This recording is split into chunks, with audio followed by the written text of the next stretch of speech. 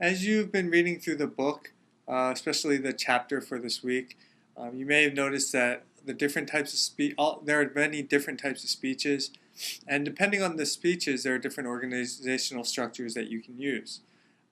Right now, what I wanted to focus on are the 5 essential components of a speech that every speech should have, regardless of what type of speech it is. The first element in this is the attention grabber. How are you going to grab the audience's attention? This can happen another word for this is the hook, and this can happen in the beginning of a speech. It usually happens in the beginning, but it can happen during other times of the speech as well. The attention statement is the way in which you grab your audience's attention and keep their focus. For example, if I were to talk about safety belts in the United States, I can open with a question. How many people today ever felt like their life was at risk? After asking that question, I could continue on with some factual information. Today in the United States, or every year in the United States, this many people die from car accidents. And out of that many people that die from car accidents, a great percentage of those deaths occurred because people were not wearing their safety belts. And then I could go into the topic of safety belts. So the attention grabber is very important in not only getting the audience's attention, but keeping their focus throughout your speech. It also establishes a common ground between you and the audience. Now, there are many different ways in which you can grab the audience's attention. I'll just list them off now. The first way is to appeal to the interpersonal needs. This basically means appealing to our basic needs. If you know who Maslow is, he outlined a hierarchy of needs, including food, air, shelter, love. The second way, or the second device that you can use to grab the audience's attention is to be specific. Using concrete terms, dates, places, or actual events are more vivid and engaging than abstract concepts. The third term is to use local references. Specific local events or examples encourage the audience with the reference they can readily identify. The fourth way is to use familiar references or experiences.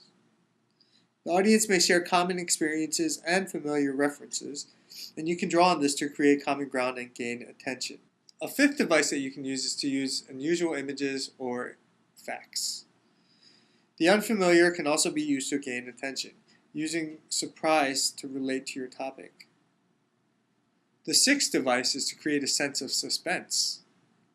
Suspense, like surprise, can draw the audience's attention to your topic. The seventh is to create a sense of humor. Humor, like surprise or suspense, can be effective in drawing the audience's attention. And the last one is to use body motions. Body motions that complicate or even replace a message can be used effectively to gain attention. Now, that's just the first element, or the first essential component in speech, in giving or preparing a speech. The second one is the introduction. Your introduction introduces you and your topic and should establish a relationship with your audience and state your topic clearly.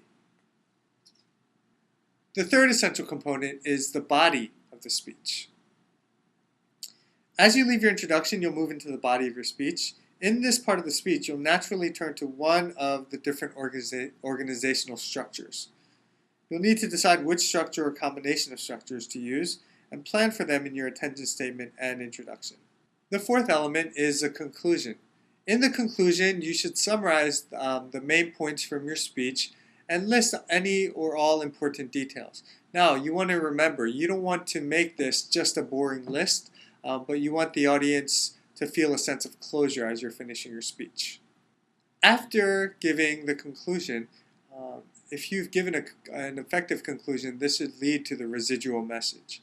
The residual message is an important message or thought that you leave the audience to ponder after your speech is over.